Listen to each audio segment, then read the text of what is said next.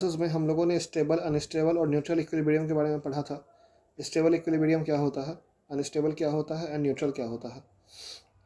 कुछ इलेक्ट्रोस्टैटिक्स के क्वेश्चंस किए गए थे स्टेबल इक्विलिब्रियम्स में, जहां हमने टाइम पीरियड ऑफ ऑसिलेशंस भी कैलकुलेट किया था।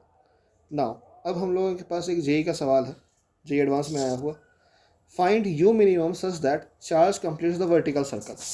Find you minimum such that charge completes the vertical circle. और हमारे पास सामने ये डायग्राम है। बेसिकली ये कुछ इस तरीके से है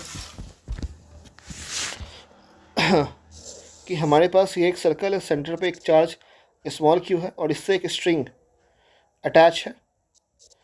दोनों ही चार्जेस हमारे पास small Q and M mass का है, small Q charge M mass का, and radius of the circle is R. This Q is fixed. ये जो क्यू है हमारे पास ये फिक्स्ड है। सवाल पूछा गया कि यू मिनिमम, यहाँ पे यू मिनिमम का मतलब यहाँ पे वेलोसिटी कम से कम क्या होनी चाहिए कि ये जो क्यू चार्ज है, ये जो हमारे पास क्यू चार्ज है, this completes the vertical circle. ये एक पूरा का पूरा वर्टिकल सर्कल कवर कर दे। सर्कुलर मोशन में हमने देखा है कि in order to complete the vertical circle minimum velocity given at the bottom is √5 rg। लेकिन इस पार्टिकुलर केस में हमारे पास इलेक्ट्रोस्टैटिक फोर्स भी आएगा KQ/r², उससे भी कंसिडर करते हुए हमें बताना होगा कि यू मिनिमम की वैल्यू क्या है। अगर कोई भी पार्टिकल वर्टिकल सर्कल एग्जीक्यूट करता है, अगर कोई भी पार्टिकल स्ट्रिंग से अटैच है और वो वर्टिकल सर्कल एग्जीक्यूट कर रहा है, तो eight the top most point उसकी वेलोसिटी v होगी। बाहर की तरफ लगने वाला फोर्स mv²/r होगा। चूँकि हमारे पास दो क्यू चार्जेस हैं, तो along the line joining charges हमारे पास KQ²/r² इलेक्ट्रोस्टैटिक फोर्स भी एक्ट होगा, और नीचे की तरफ टेंशन एक्ट होगा, और नीचे की तरफ ही हमारे पास mg एक्ट होगा। जैसा कि इस डायग्राम में बताया गया है, at the top most point mv²/r centrifugal force outwards, KQ²/r², TC tension at point C downward and mg downward. Vertical circle complete करने के लिए जो TC है, जो टेंशन एट C है, that must be greater than equal to 0। अगर हमारे पास जो टेंशन है टॉप मोस्ट पॉइंट पे अगर 0 से थोड़ा सा भी बड़ा हो जाए, तो जो पार्टिकल है वो वर्टिकल सर्कल कंप्लीट कर लेगा। Now at top most point TC, नीचे लगने वाला फोर्स ऊपर लगने वाले फोर्स के बराबर हो जाएगा। TC plus mg is equal to mv²/r plus KQ²/r²।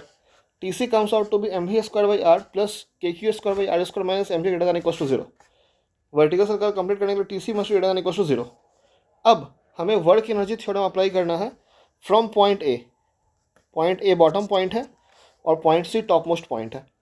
From point A to C हमें वर्क एनर्जी थ्योरम अप्लाई करना है ग्राउंड फ्रेम में क्यों, अगर बात की जाए तो हमारे पास किसी भी इंस्टेंट A से C तक किसी भी इंस्टेंट पे mv²/r सेंट्रीफ्यूगल फोर्स भी लग रहा है, लेकिन सेंट्रीफ्यूगल फोर्स स्यूडो फ्रेम में लग रहा है।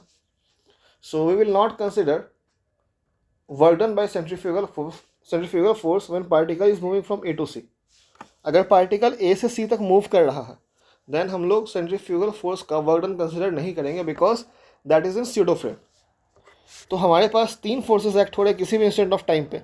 अगर हम मान लो किसी भी इंस्टेंट ऑफ टाइम पे देखना चाहें, तो एक होगा हमारे पास टेंशन, नीचे लगने वाला फोर्स हो जाएगा mg, और इधर लगने वाला फोर्स हो जाएगा KQ²/r²।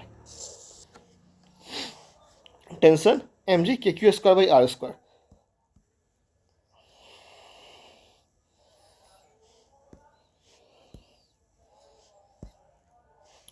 ये हो गया हमारे पास टेंशन, ये नीचे mg, और ये हो गया KQ²/r²।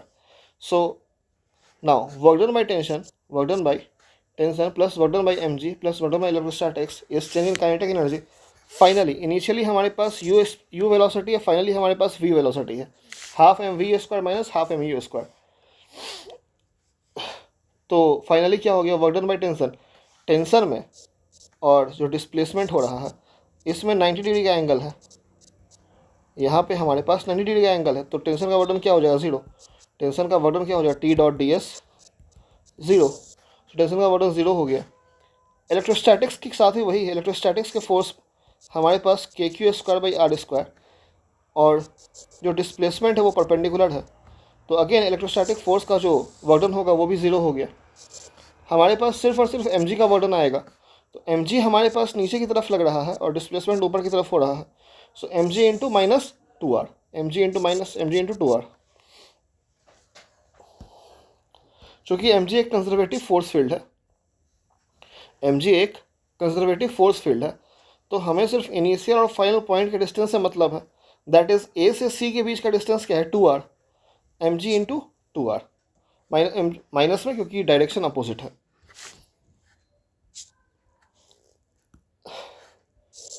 क्योंकि एम हमारे पास नीचे लग रहा है और टू आर का डिस्प्लेसमेंट ऊपर की तरफ हुआ है, तो minus M G into two R, half M B square minus half M U square. Half M B square क्या हो जाएगा, half M U square minus two M G R. तो अगर इसे एम बी स्क्वायर निकाला जाए तो M U square minus four M G R, M U square minus four M G are.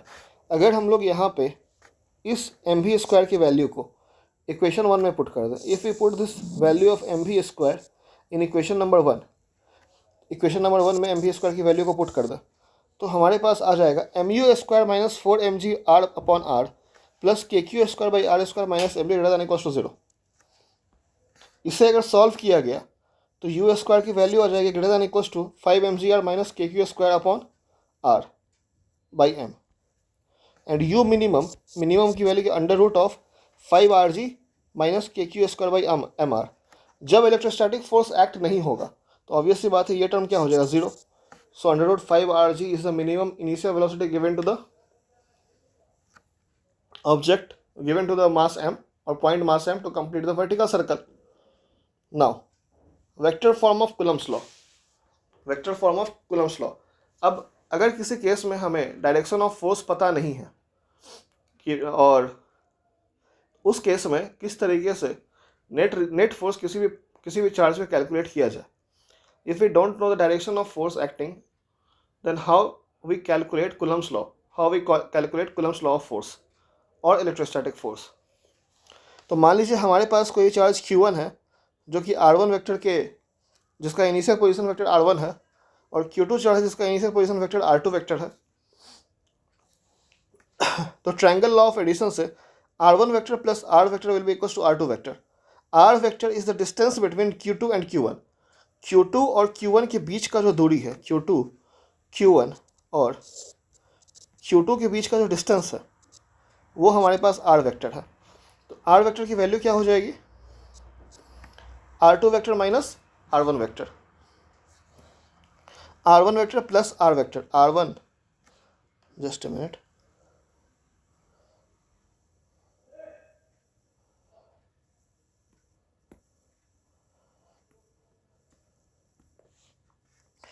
R1 vector plus R1 vector plus R vector is equal to R2 vector. So R vector is equal to R2 vector minus R1 vector.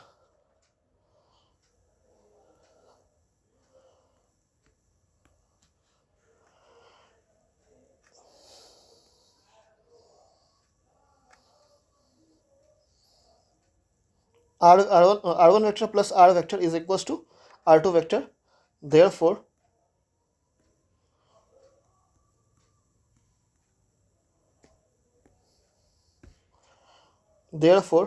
F21 vector is equals to K Q1 Q2 R vector upon mod of R cube.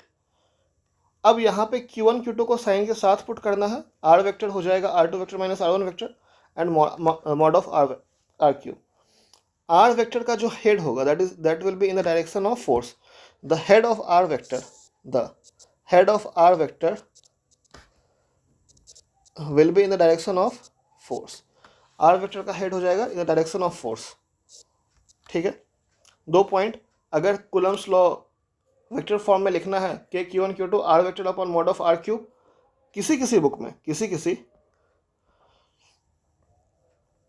में हम लोग लिखते हैं KQ1 Q2 R2 minus R1 vector, R2 vector minus R1 vector upon mod of R2 vector minus R1 vector का cube, एक पूरे complete form में।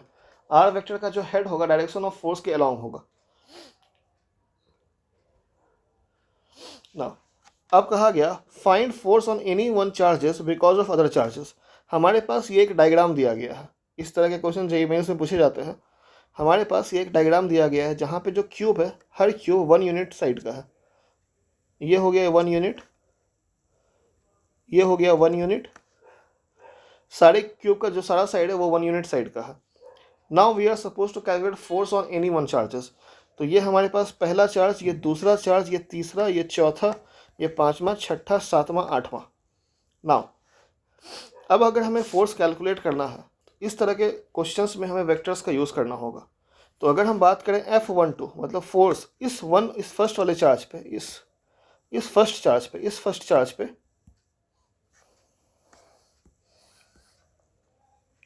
Charge पे, फर्स्ट चार्ज पे जो फोर्स आएगा वो पहले 2 के कारण आएगा,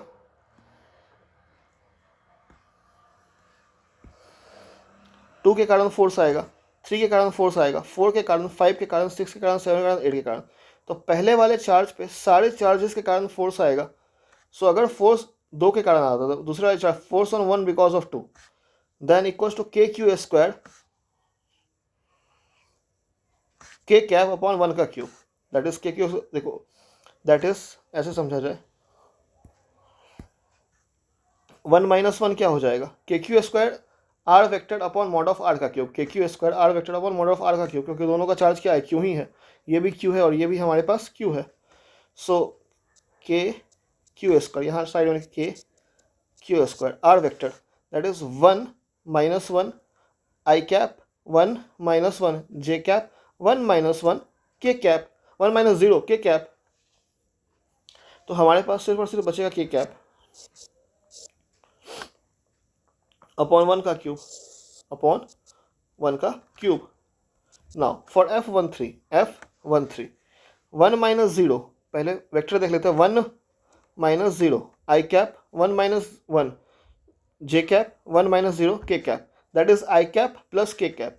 तो हमारे पास जो F13 वेक्टर होगा that is KQ square I cap plus K cap upon √2 का क्यूब, ठीक है, is equals to 1 4 vector, 1 4, 1 minus 0 I cap, 1 minus 1 1 minus 1। तो हमारे पास क्या हो गया, K अपॉन 1 का क्यूब। 1 से 5 में तो 1 minus 0 I cap, 1 minus 0 J cap, 1 minus 0 K cap. तो KQ square 1 minus 0 I cap plus J cap plus K cap, I cap plus J cap plus K cap upon √3 का cube. F16 क्या हो जाएगा, 6 वाला point कौन सा हो गया, तो ये हमारे पास 6 है, coordinate 0 0 1, coordinate 1 1 1। So 1 minus 0 I cap, 1 minus 0 J cap, 1 minus 1 K cap. So I cap plus J cap upon √2 का cube. F17 1 minus 1 I cap, 1 minus 0 J cap, 1 minus 1 K cap. So 1 minus 0 K cap क्या हो गया, 1 minus 1 K cap मतलब 0, 1 minus 1 I cap मतलब 0 I cap, 0 K cap, 1 minus 0 J cap, KQ square J cap upon 1 का cube. F18 that is KQ square J cap plus K cap upon √2 का cube.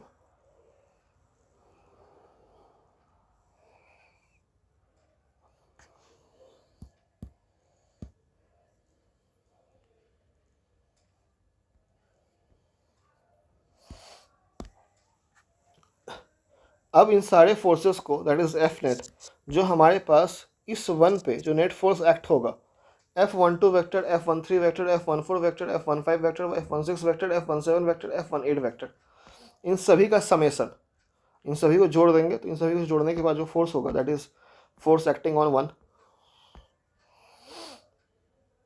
अब हमारे पास एक दूसरा illustration है जो जेईई मेंस में पूछा गया है कि हमारे पास कोई एक ट्रायंगुलर एक स्क्वायर पिरामिड है, तो ये बेसिकली आपके पास क्या है, square pyramid,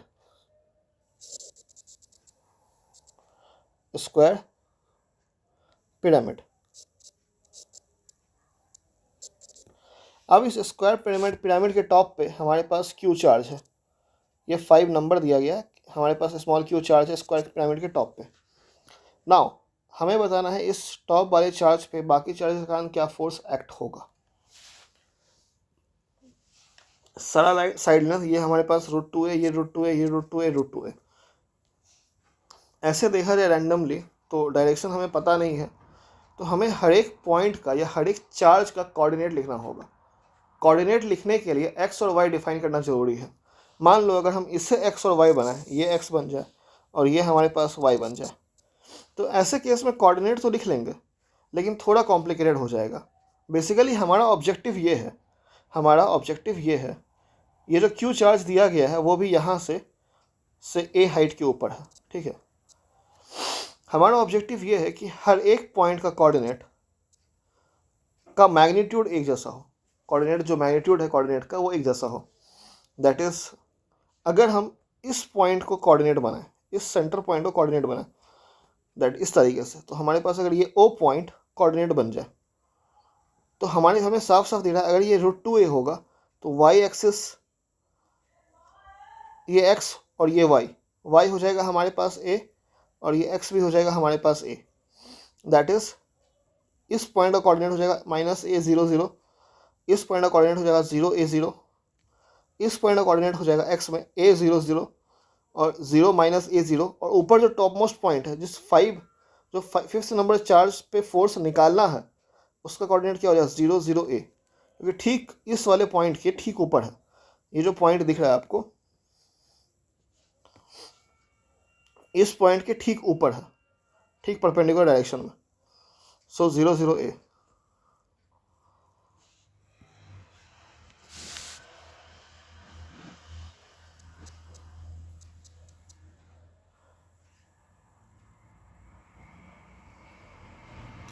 force on 5 × 1 F51 क्या हो जाएगा KQ² minus AJ cap plus AK cap upon √2a का क्यूब। अगेन फैक्टर है सिंपल। अगर हमें फर्स्ट वाला चार्ज, ये हो गया फर्स्ट वाला चार्ज, ये हो गया आपके पास फर्स्ट चार्ज 0 a 0 0 0 a, तो 0 - 0 I cap, 0 - a J cap, a - 0 K cap, that is -AJ cap plus AK cap upon √2a का क्यूब। F52 क्या हो गया KQ²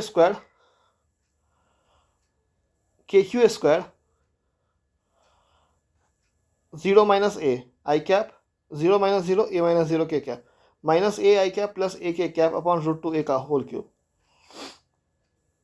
54 क्या हो गया AJ cap plus AK cap upon √2a का whole cube.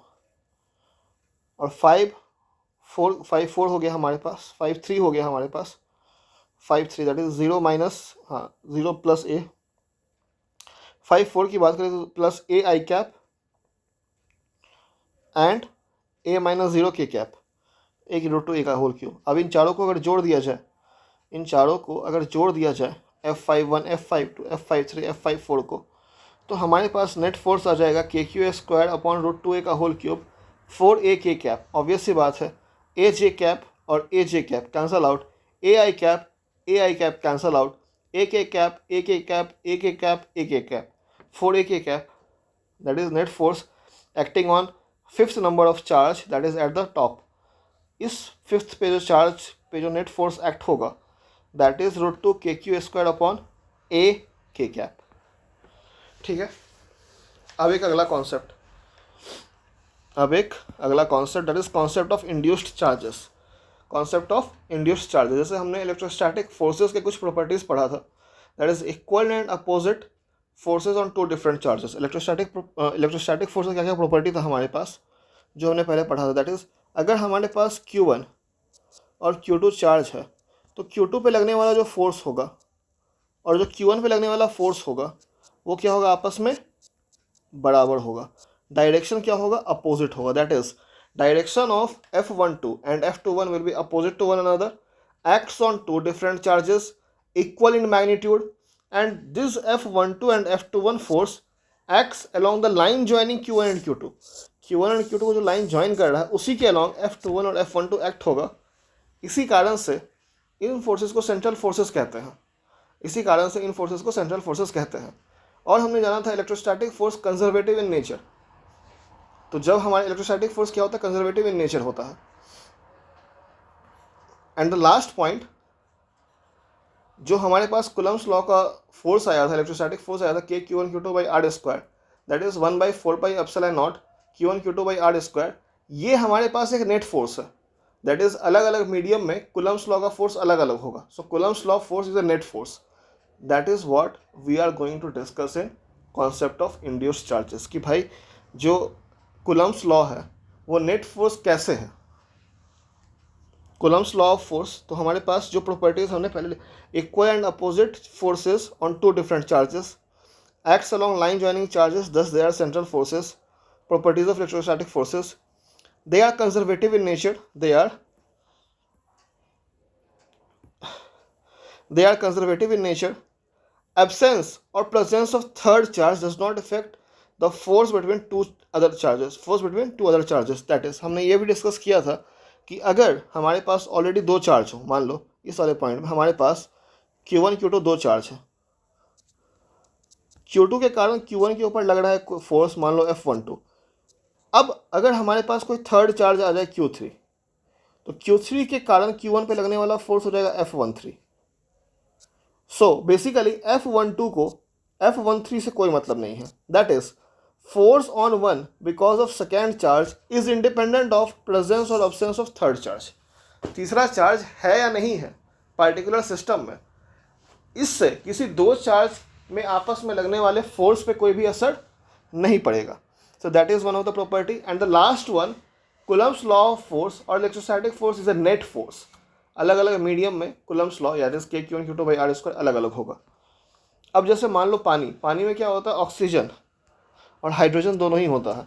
Oxygen हो गया partially positive negative charge, hydrogen हो गया partially polarised positive charge and partially polarised negative charge. तो अगर पानी के अंदर या किसी भी पानी के अंदर अगर हम Q चार्ज को डालें, तो इस Q चार्ज को जो पार्शियली पोलराइज्ड नेगेटिव ऑक्सीजन है वो क्या करेगा, इसे चारों तरफ से घेर लेगा सिमेट्रिकली। अगर एक Q चार्ज को पानी के अंदर डाला गया तो जो नेगेटिव चार्ज होगा, Q हमारे पास पॉजिटिव चार्ज है, Q हमारे पास पॉजिटिव चार्ज है, तो इस पॉजिटिव चार्ज को चारों तरफ से नेगेटिव चार्ज क्या करेगा, सिमेट्रिकली घेर देगा। मतलब जितना नेगेटिव एक लेफ्ट साइड में होगा उतना ही नेगेटिव हमारे पास राइट साइड में होगा, सिमेट्रिकली ऑक्यूपाई कर देगा उस पर्टिकुलर स्पेस को 3D में। लेकिन अगर हम एक दूसरा चार्ज इसी विसिनिटी के अंदर, इसी फील्ड के अंदर अगर हम एक दूसरा चार्ज Q लेके आए, तो अगेन हमारे पास इसके चारों तरफ नेगेटिव चार्ज आ जाएगा, क्योंकि Q हमारे पास पॉजिटिव है और पार्शियली नेगेटिव चार्ज ऑक्सीजन के ऊपर है, तो ऑब्वियस सी बात है इस Q के चारों तरफ कौन सा चार्ज आएगा, नेगेटिव चार्ज आएगा। अब हमें साफ साफ दिख रहा है कि इस नेगेटिव चार्ज के कारण अब ये जो Q है ये तो पॉजिटिव हो गया, तो यहाँ पे नेगेटिव है, यहाँ पे Q है, यहाँ पे पॉजिटिव, तो यहाँ पे हमें साफ साफ दिख रहा है कि यहाँ पे कुछ ना कुछ एक्स्ट्रा अमाउंट में नेगेटिव चार्ज और भी आएगा, एक्स्ट्रा अमाउंट में नेगेटिव चार्ज इधर और भी आएगा, और यहाँ भी हमारे पास extra amount because of the presence of this Q। इस Q के कारण क्या होगा, ज़्यादा से ज़्यादा नेगेटिव चार्ज इस तरफ आना चाहेगा, ज़्यादा से ज़्यादा नेगेटिव चार्ज लेफ्ट साइड में आना चाहेगा because of the presence of this Q। Again because of the presence of this Q, यहाँ पे इस साइड में, इस वाले Q के राइट साइड में ज़्यादा से ज़्यादा नेगेटिव चार्ज आना चाहेगा। दैट इज़ अगर हमारे पास दो चार्जेस अगर हमारे पास दो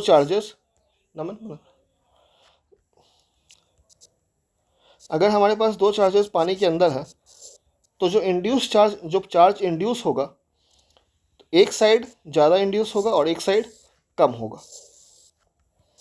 दैट इज कि अगर हम बात करें रिजल्टेंट फोर्स की, ठीक है, अब वही बात यहाँ पे समझाया गया है कि इस वाले Q पे एक तरफ, इस वाले Q पे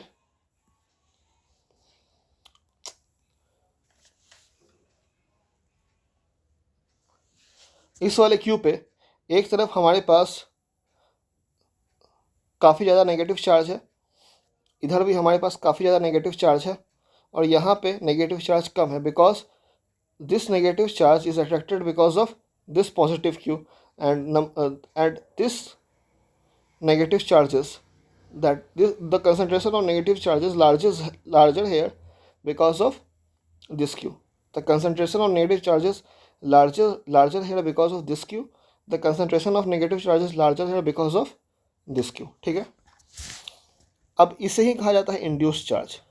अब देखते हैं, ये हमारे पास फर्स्ट है पहला चार्ज, ये हमारे पास दूसरा चार्ज है, और हमने ये जाना कि किसी पहले चार्ज पे दूसरे चार्ज के कारण जो फोर्स एक्ट होगा वो इस बात पे डिपेंड नहीं करता है कि कौन सा तीसरा चार्ज अवेलेबल है सिस्टम के अंदर, कोई भी चार्ज रहे नहीं रहे।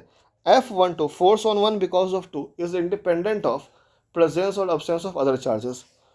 तो अगर ये कहा जाए force on one because of two, तो we will write KQ square upon R square is equals to 1 by 4 pi epsilon naught q square by r square। Force on one due to two, do only मतलब सिर्फ और सिर्फ दो के कारण। यहाँ पे इंड्यूस चार्जेस भले हैं, लेकिन जब ये कहा जाए force on one due to two, तो that will be 1 by 4 pi epsilon naught q square by r square। अब सवाल आता है force on one because of induce charges. अब देखो इस क्यू चार्ज पे एक तो हमारे पास फोर्स लगा KQ square by R square, ठीक है, लेकिन इस क्यू चार्ज पे नेगेटिव भी यहाँ पे भी है, नेगेटिव चार्ज यहाँ पे भी है, नेगेटिव चार्ज, इसके कारण तो हमारे पास फोर्स लगेगा एक इंड्यूस चार्ज का F12 because of this negative charge. F12 जो इंड्यूस होगा वो because of this negative charge and this negative charge, इन दोनों ही नेगेटिव चार्ज के कारण वन पे एक इंड्यूस फोर्स आएगा। So force on one due to induced charges, force on one due to induced charge, क्योंकि ये जो चार्जेस आया है यहाँ पे विसिनिटी में, इस क्यू के विसिनिटी में, वो इंड्यूस्ड चार्जेस है। That is F12 induced is in rightward direction, F12 induced is in rightward direction.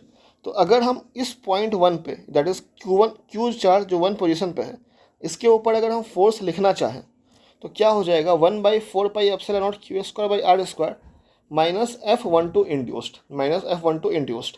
और इस बात का खास ख्याल रखना है इस पार्टिकुलर टर्म को, दैट इज नेट फोर्स, इसे हम लोग लिख सकते हैं 1 by 4 pi epsilon naught epsilon R q square by R square. Basically जो इंड्यूस चार्ज है F12 इंड्यूस्ड, इसका मैग्नीट्यूड मीडियम पे डिपेंड करता है। भाई कितना फोर्स किसी मीडियम में चार्ज को डालने पे घट जाएगा, अगर दो चार्जेस को किसी मीडियम में डाला जाए तो कितना अमाउंट में फोर्स घटेगा, that depends on the strength of the medium, कि मीडियम का स्ट्रेंथ क्या है। अगर किसी का रिलेटिव परमिटिविटी 2 है और किसी का रिलेटिव परमिटिविटी 12 है, तो 12 वाले में फोर्स ज़्यादा घटेगा कंपेयर टू 2 वाले में। दैट इज़ फिलहाल ये जो टर्म हमारे पास है, the strength of induced charges depends on medium, ये जो F12 इंड्यूस्ड है इसका जो मैग्नीट्यूड है, F12 का जो मैग्नीट्यूड है वो मीडियम पे डिपेंड करता है। The above expression of F net force can be made reduced by a factor of epsilon r which is called relative permittivity। मतलब ये जो हमारे पास नेट फोर्स का फैक्टर आया है, हम इस पार्टिकुलर को एक ऐसे फैक्टर के बराबर कर सकते हैं, दैट इज हम ऐसा मान सकते हैं कि ये जो पार्टिकुलर टर्म है, this term is equivalent to reduction in net force by a factor of epsilon r, 1 by 4 pi epsilon naught q square by R square, ये दोनों आपस में बराबर है। तो अगर हमारे पास ये नेट फोर्स है, अगर हम मान लें कि इस पार्टिकुलर फोर्स को epsilon r से डिवाइड किया जाए तो ये दोनों आपस में बराबर हो जाएगा। So we can write 1 by 4 pi epsilon r q square by R square instead of this entire term, क्योंकि F12 जो है हमारे पास मीडियम पे डिपेंड करता है और epsilon r भी हमारे पास मीडियम पे ही डिपेंड करता है। So relative permittivity depends on medium.